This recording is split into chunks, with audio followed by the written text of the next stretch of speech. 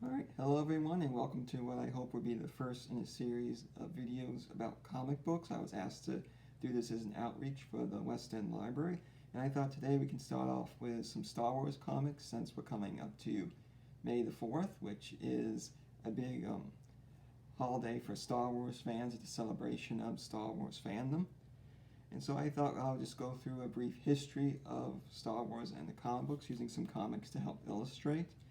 The first one I want to talk about is actually this one here. This is actually a reprint of the first issue of Star Wars that was released by Marvel Comics in 1977. It was released around the same time as the first movie, Star Wars A New Hope. This was actually a very successful series for Marvel when it first came out and actually went on to run for 107 issues. It was finally ended in 1986, a couple years after the Return of the Jedi had come out, but by that time the series had started. Pretty much this got to the point where the series with sales were dropping. It looked like there was going to be no new Star Wars movies on the horizon. So Marvel decided to go ahead and cancel the title, along with a couple others they were doing at the time, including one on the Ewoks. So all those titles were canceled. Fast forward to a couple years later, and two comic creators by the name of Tom Veitch and Cam Kennedy thought it was about time to bring back Star Wars. And so they approached first Lucasfilms, and Lucasfilms was actually excited about maybe doing some new stuff with Star Wars. So they went ahead and gave the go-ahead for these two creators to go ahead and do a new comic book series. They originally approached Marvel to do it, and there was initial talks about Marvel doing a new series. Unfortunately, things fell apart, and so the new series did not go to Marvel. Instead, they took it to a new comic book company called Dark Horse, and Dark Horse was the one who ended up picking up, and they ended up for the next 23 years end up publishing Star Wars comics. This was the first one that did come out from that time period. Dark Empire. This series has actually generated some more interest recently due to the fact that the Rise of Skywalker movie that just recently came out actually took some of the stuff from this series. For instance, with this series, it was revealed that Emperor Palpatine had survived, and was actually using clone bodies as well, which in some ways played a part in the Rise of Skywalker movies. So I just want to showcase a couple other series that came out from Dark Horse during its 23 years there. This one right here is another very popular series they did. It was Tales of the Jedi, The Rise of the Dark Lords of the Sith. This is actually a series that takes place that was supposed to take place timeline-wise 4,000 years before Star Wars A New Hope. This cover here is actually a special edition variant version that only came out and was only released at the San Diego Comic-Con in 1994. But this series was known for introducing a new Sith Lord named Exar Kun, and it was a really popular series and really helped establish a lot in ways of different mythology and stuff within the Star Wars universe. Another popular series that was put out by Dark Horse was this one, Crimson Empire.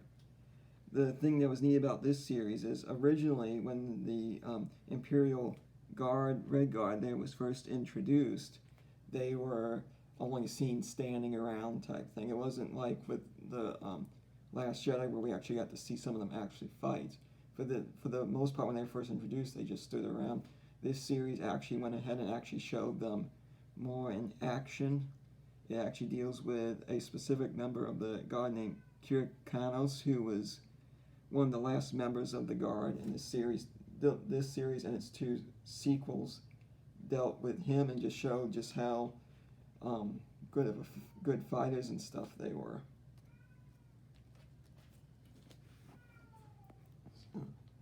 Just wanted to showcase this one too. This is a standalone comic called Star Wars Purge. This is actually, they did some standalones of with this title, pretty much what these comics did is they dealt with Vader and his hunt for the remaining Jedi. The reason I showcase this one is this one was actually signed by Mark McKenna, who served as an inker on the series. He also did this poster here that showcases some of the different Sith Lords from over the Star Wars time period. He actually did some work for Dark Horse with their for inking and artwork. We had him at the West End Library last year. It was a great guy to meet and stuff, and he signed this for me.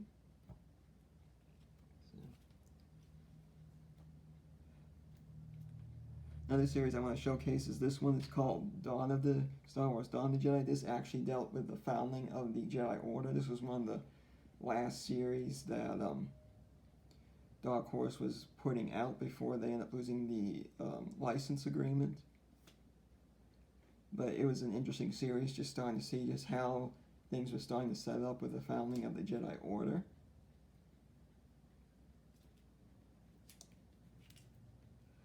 Another series that was one of the final ones that Dark Horse came out with was this one right here.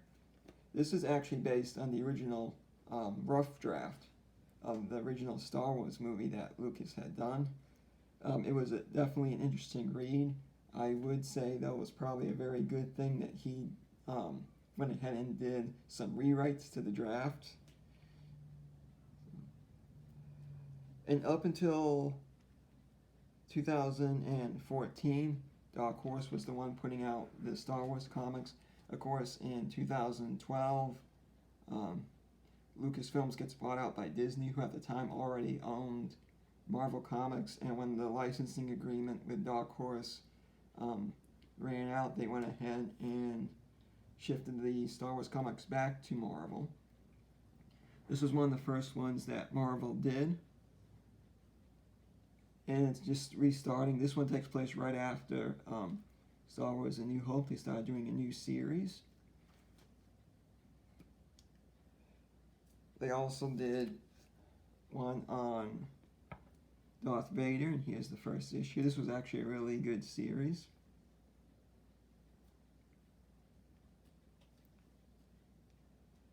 I just wanted to showcase this one because this one's actually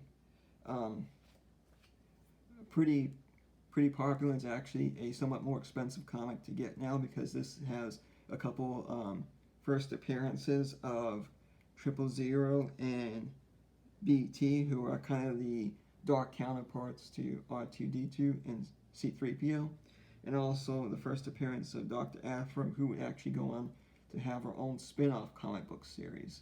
And she's one of the first real new characters created by Marvel for their Star Wars comics that was successful enough to get her own spin-off series. And just a final comic to showcase here. This one's actually been pretty popular too. This is Kylo Ren's origin story. This is the first issue. This is actually somewhat harder to get right now, but this is his but this just goes, this series is a 4-issue miniseries and just goes through how he went from being Ben Solo to Kylo Ren. And just wanted to showcase one last thing here too. This is actually a print I picked up when we had another comic book artist by the name of Chris Ring, who came to the library for us. So I just wanted to showcase that too. He actually recently just came out with a graphic novel, a children's graphic novel called Seamus the Famous. And I just wanted to showcase some of these different Star Wars stuff, and I hope you enjoyed this video, and may the 4th be with you.